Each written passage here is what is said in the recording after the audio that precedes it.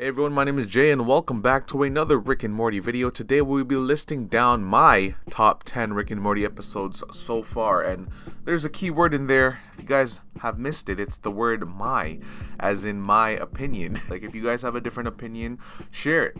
Tell me what your list is, what your top 10 episodes are. For here, I'm going to be listing down top 10 episodes that I feel are the best ones so far. Honorable mentions before I begin, all the fucking episodes, because honestly, Rick and Morty has that aspect to the series where its episodes have that uniqueness to it. So anyways, enough rambling, let's just get on to number 10. Number 10. Alright, so season 2 episode 4, Total Rickall. Now the number 10 spot was actually supposed to be Whirly Dirly Conspiracy, but after rewatching Total Rickall and Whirly Dirly Conspiracy, I kind of felt like Total Rickall had the better standing, I guess you would say. I mean, like, it had its Where's Waldo-esque type episode, and like you're not finding where's Rick and shit, right?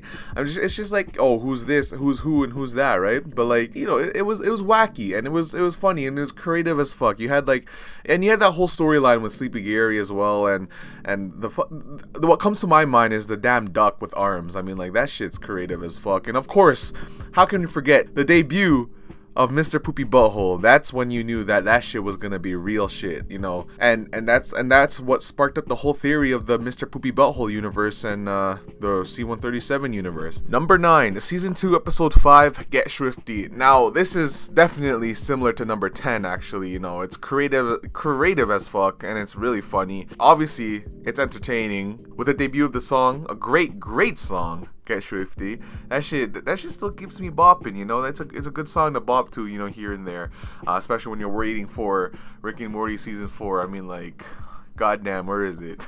It's really fun. And also seeing the dynamic between Rick and Morty. Obviously, that their relationships aren't always going to be one-sided, where it's gonna be like, oh yeah, it's always happy, or it's always gloomy. But you can see that there was really tensions in here, especially when Morty ventures off to Bird Person and where he tries to save his own family, right? But yeah, the whole joke of the whole American Idol parody shit with the big heads, really nice. I like that shit.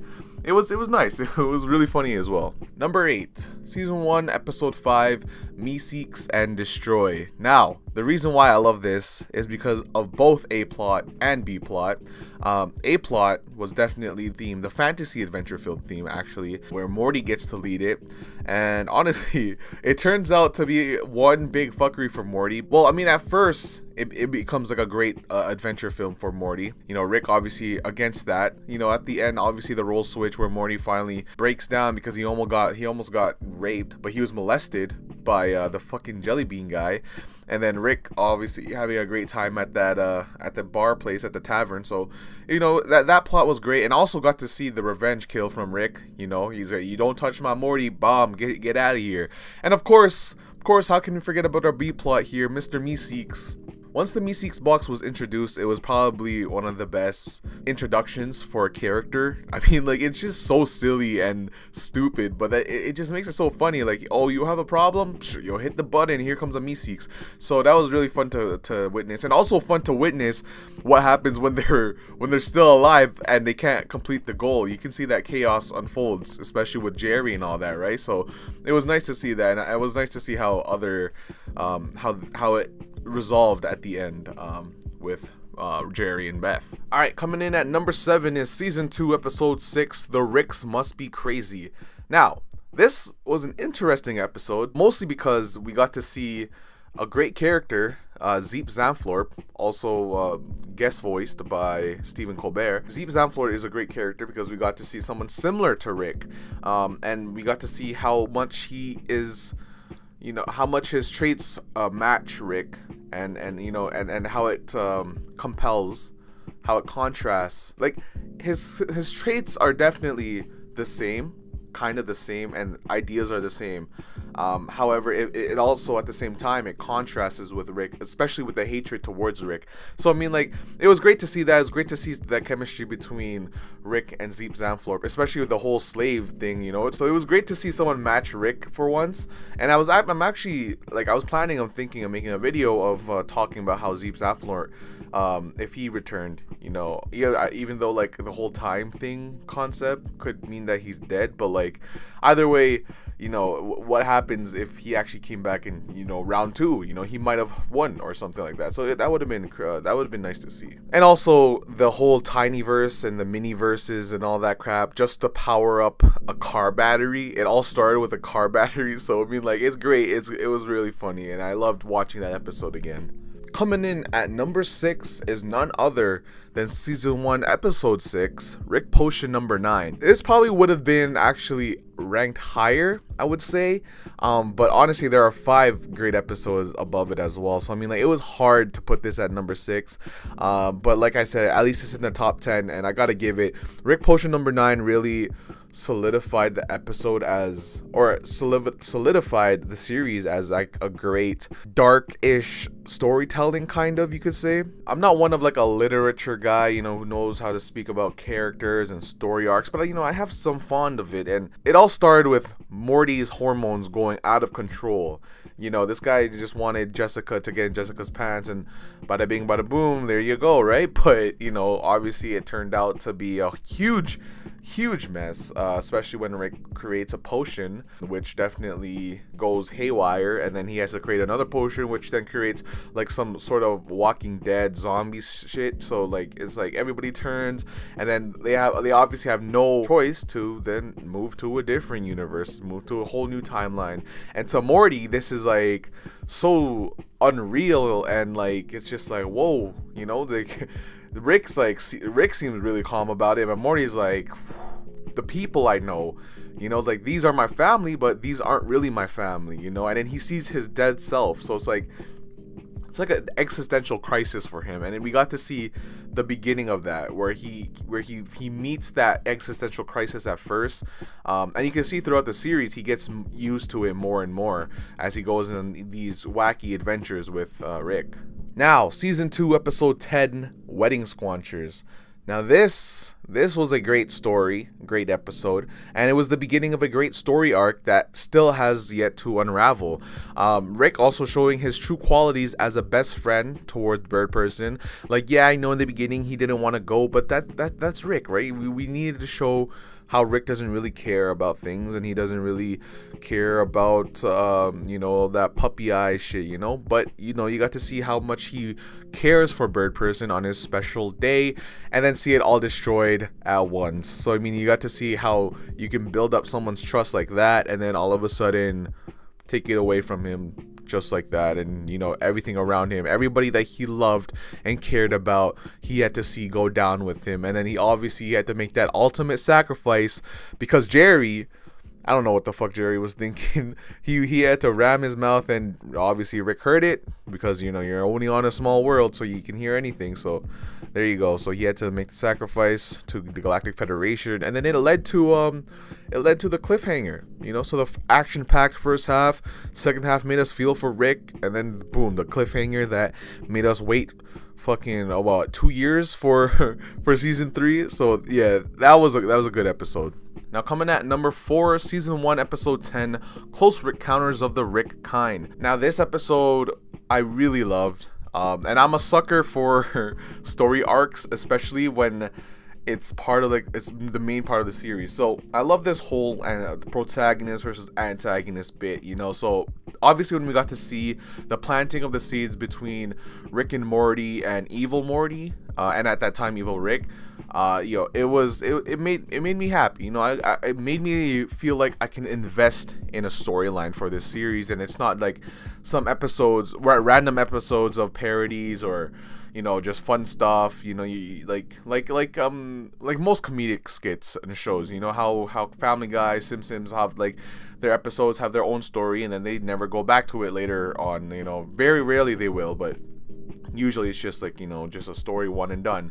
Whereas Rick and Morty, you have like that part where you can like latch onto it, you know, and then you can have episodes later and then build onto that story even more. So like it was great. It was great to see the beginning of the Evil Morty story arc. And then we also got to see the relationships between Rick and Morty, and not just our Rick and Morty, but different Rick and Mortys, and how we got to see that our Rick uses Morty's brainwave to recover himself from the Citadel and the Galactic Federation. And then we also got to see how Ricks treat other Mortys, and the introduction of the Citadel as well. So it was a really great, solid episode that allowed us to get us more involved and curious about what this multiverse was. So I mean, like, it was great and a solid episode, and that's why it's at number 4. At number 3, we have Season 3, Episode 1, Rickshank, Rickdemption. Now, this could be really surprising to some people, and they're wondering, wait, wouldn't that be top 2? Well, let me just explain, because I feel like you guys are gonna hate me on the top 2 anyways. So, Rickshank Rickdemption was actually one of the best season openers. I guess it is the best season openers by far. Pilot was alright. I mean, it was actually, I wouldn't say alright. It was actually good. It was the beginning of the series. And it was great. It showcased who Rick and Morty was. Season 2, it was okay. Yeah, I liked it. I enjoyed it. But like Season 3, Episode 1, whew. That episode delivered, and the way they delivered it as well on April Fools, like that shit caught us off guard. And I mean, like, this could also play out as me saying it because of how it was released and how long we've been waiting. So it's kind of like that climax, I guess you could say. But rewatching it, it's still a solid episode. And we got to see Rick escape. And before that, it made a tribute. It got to parody one of the best films on earth, Shawshank Redemption. Oh my god, I was gonna say Rickdemption. Shawshank Redemption. If you guys haven't seen that movie, please watch that movie. That movie is really good. The book is as well. Anyways, back to here. We got to see how he broke out, especially the whole backstory and getting out from the Galactic Federation, and then fighting the Citadel of Ricks. So it's like who can stop Rick? Is Rick unstoppable? And it showed how powerful Rick is.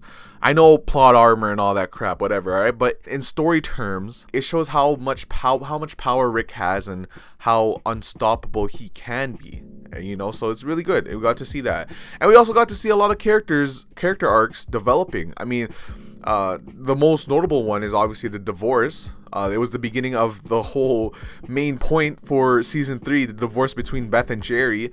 So we got to see who Beth sided with, and obviously she sided with her father. And then we got to see how Jerry became a lonely man, slowly drifting away from society, and seeing him how he became a loser. Unfortunately, that season really made me feel for Jerry, to be honest with you. That's why I liked Jerry, or that's why I love Jerry more than Beth. That's just me. But yeah, that's the reason why I like that. And also, another character's arc developing is Morty. Morty wanted to kill Rick, like, he really did. So yeah, we got to see how Morty felt about Rick at that time, and I'm believing that this could substantially get out in the future episodes, as now that they're a happy family once again. And then there's also led up to Summer's change within the season, especially in Season 3, Episode 2. So there was that. I think everyone knows what number 1 is, but number 2 will be Season 2, Episode 3, Erotic Assimilation. Now, this one is personal for me. Alright, this one really hit home to me.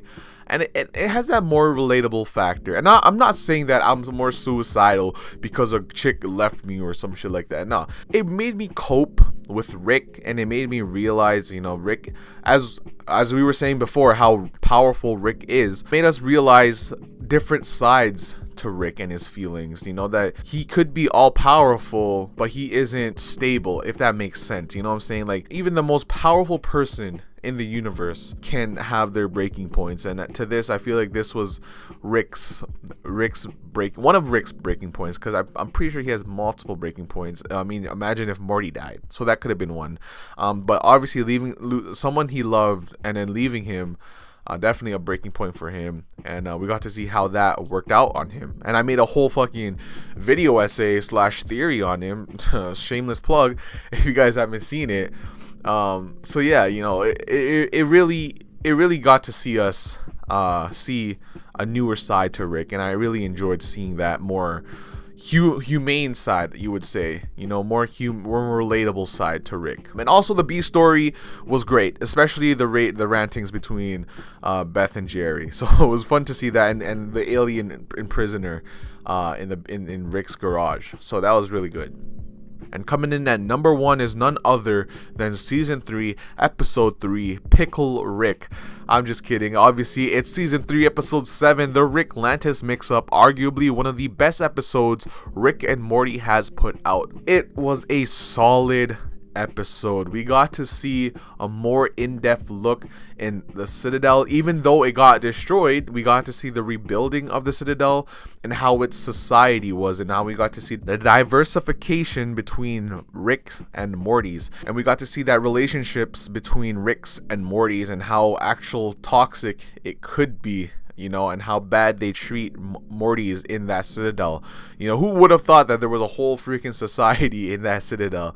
So yeah, and we got, and we definitely, obviously, of course, the main character, the main MVP of that episode was definitely Evil Morty's rise to the top. And obviously we're going to see that the Citadel of Ricks will now probably be run by none other, well, not probably, will be run by Evil Morty. And now this leaves us with more questions for Season 4. Will we ever revisit the Citadel of Ricks and see how Evil Morty has taken that Citadel and has, you know, transformed it to be a more Citadel of Morty's, or Citadel in general, you know? So it creates curiosity and raises questions from us viewers to see where they're going to take this story arc, like where they're gonna take it, you know, like what are we going to see next? So it really intrigued us from that. It really intrigued me especially.